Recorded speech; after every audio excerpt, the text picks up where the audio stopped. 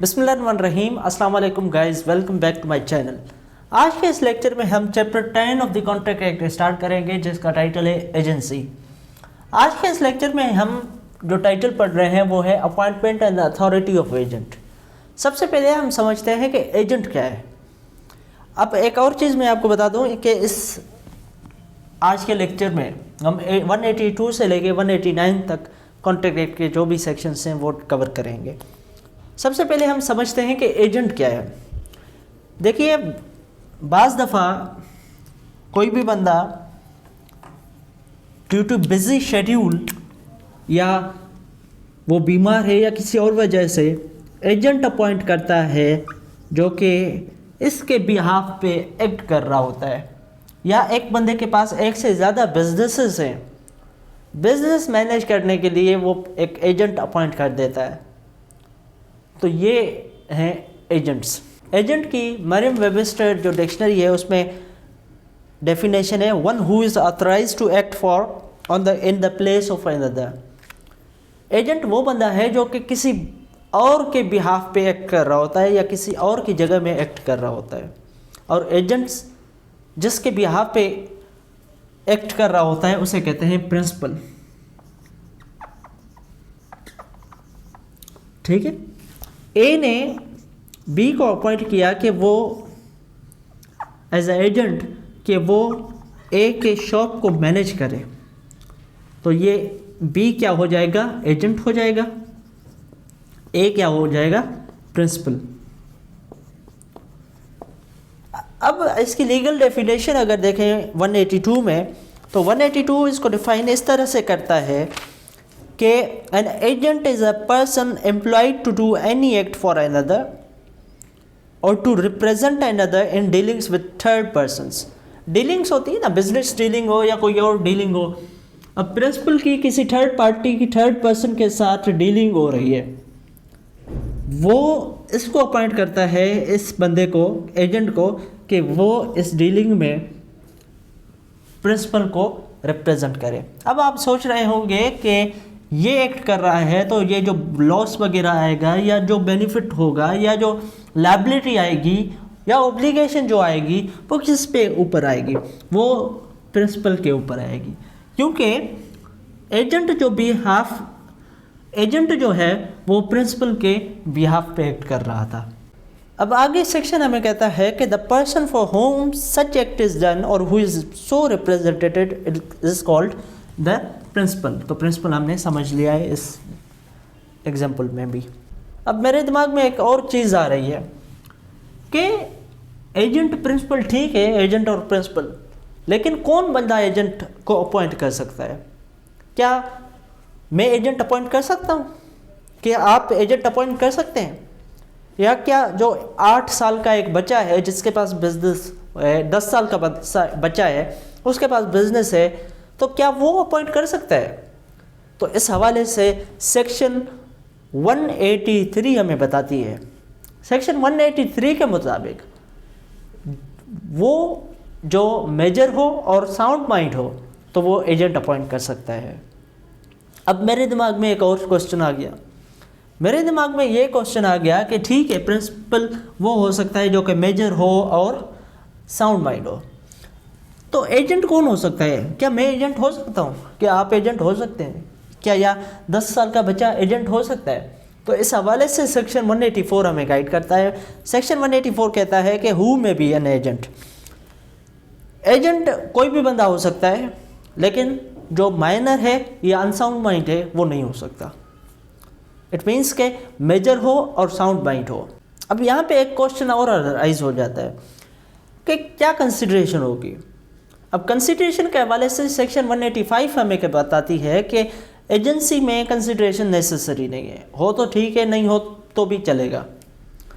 Usually अगर हम practice में देखें तो जो एजेंट्स अपॉइंट किए जाते हैं उनको क्या दी जाती है? कमीशन दी जाती है। ठीक है, उनको कमीशन दी जाती है।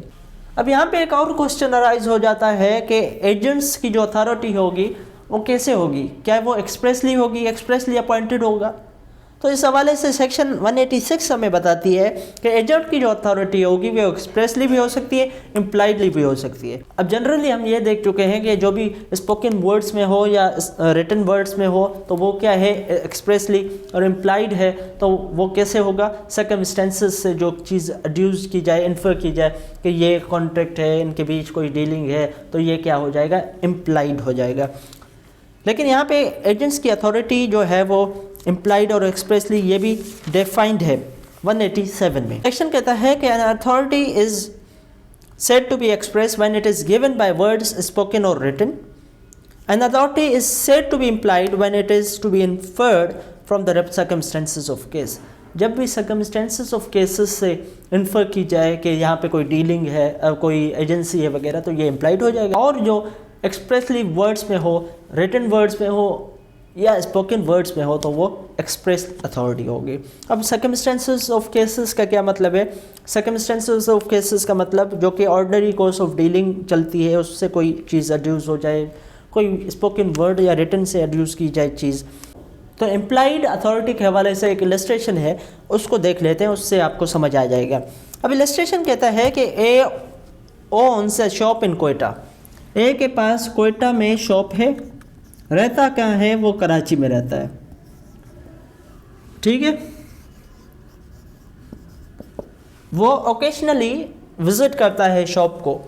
फिर क्या होता है जी, शॉप कौन मैनेज कर रहा है? शॉप मैनेज कर रहा है बी।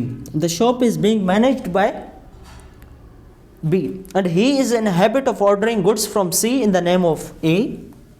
वो क्या करता है, सी से गुड्स ऑर्डर करता है, मंगवाता है शॉप के लिए, in the name of A के नाम पे, for the purpose of shop के लिए, ठीक है, and of paying for them out of A's funds with A's knowledge. और पे कैसे करता है? ए के जो पैसे हैं उनमें से पे करता है और ए को भी नॉलेज है। इट मीन्स कि यहाँ पे इम्प्लाइड अथॉरिटी है। कैसे पता चला? बी के एक्ट से, ए के एक्ट से।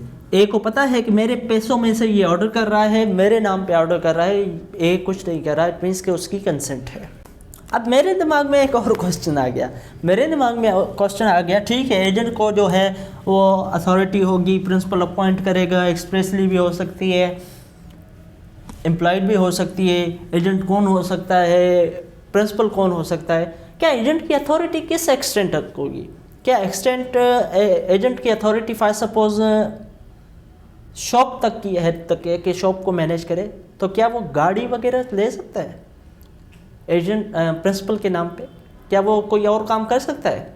तो इस हवाले से सेक्शन हमें 188 गाइड करती है। सेक्शन 188 हमें इस तरह से गाइड करती है कि वो कहती है an agent having an authority to do an act has the authority to do every lawful thing which is necessary in order to do such act. यहाँ पे एजेंट को अपॉइंट किया गया, ठीक है, बी को, किस पर्पज़ के लिए? शॉप की मैनेजमेंट की पर्पज़ के लिए। अब शॉप की मैनेजमेंट के हवाले से जो भी लॉफुल थिंग्स नेसेसरी हैं, जैसा कि यहाँ पे गुड्स वगैरह ऑर्डर कर रहा है तो ये चीज़ें दुकान के लिए नेसेसरी हैं, तो इट मीन्स के इसके पास, बी के पास जो कि एजेंट है, ये भी अथॉरिटी है। सेक्शन का दूसरा पार्ट कहता है कि an agent having an authority to carry on business has authority to do every lawful thing necessary for the purpose, ठीक है, यहाँ पे हो गया। और usually done in the course of conducting such business. Usual course of business में जो चीज़ें की जाती हैं इस बिज़नेस के हवाले से, जिस बिज़नेस के पे वो एजेंट मुकर्रर हुआ है, तो वो यूजुअल थिंग्स जो हैं वो कर सकता है, इसके पास ये अथॉरिटी है। मेरे दिमाग में एक और क्वेश्चन आ जाता है कि कोई इमरजेंसी सिचुएशन आ जाती है तो वहाँ पे एजेंट की अथॉरिटी क्या होगी? इस हवाले से मुझे जो गाइड करता है वो सेक्शन 189 गाइड करता है। सेक्शन 189 का टाइटल है agent's authority in an emergency. Section कहता है कि an agent has authority in an emergency to do all such acts for the purpose of protecting his principal from loss as would be done by a person of ordinary prudence in his own case under the similar circumstances। एक आम fam वाला बंदा जिस तरह से काम करता है इस सिचुएशन में, यही सारी अथॉरिटी एजेंट को है कि वो अपने प्रिंसिपल को लॉस से बचाए इमरजेंसी में। अब इस हवाले से एक इलस्ट्रेशन देख लेते हैं, बी इलस्ट्रेशन। बी इलस्ट्रेशन कहता है एक consigns provisions to B at Lahore with direction to send them immediately to sea at Rawalpindi। क्यों दे रहा है? इस पर्पज़ के लिए दे रहा है कि वो कहाँ पे भिजवा दे, रावलपिंडी में भिजवा दे इमीडिएटली सी के पास, ठीक है। अब यहाँ पे सेल की कोई इसके पास अथॉरिटी नहीं है एजेंट के पास, लेकिन इमरजेंसी आ जाती है। इमरजेंसी क्या आती है देखते हैं। बी में sell the provisions at Lahore if they will not bear the journey to Rawalpindi without spoiling. अब बी एजेंट मुकर्रर हो गया। अब बी जो है एजेंट जो है वो चीज़ें अगर रावलपिंडी भिजवा दे तो वो चीज़ें ख़राब हो जाएंगी, स्पॉइल हो जाएंगी, और उसके से लॉस किसको पहुंचेगा? प्रिंसिपल को लॉस पहुंचेगा। तो सी जो है वो चीज़ें प्रोविजंस जो है वो लाहौर में ही बेच सकता है, ये इसके पास इमरजेंसी में अथॉरिटी है। तो आज का जो लेक्चर है वो यहाँ पे ही अख्ताम को पहुँचा है। उसके बाद हमारे पास एक और टॉपिक है सब एजेंट। अब एजेंट कोई एजेंट अपॉइंट करता है जिसे हम कहते हैं सब एजेंट। इसके हवाले से नेक्स्ट लेक्चर में देखेंगे। तब तक के लिए अल्लाह हाफ़िज़।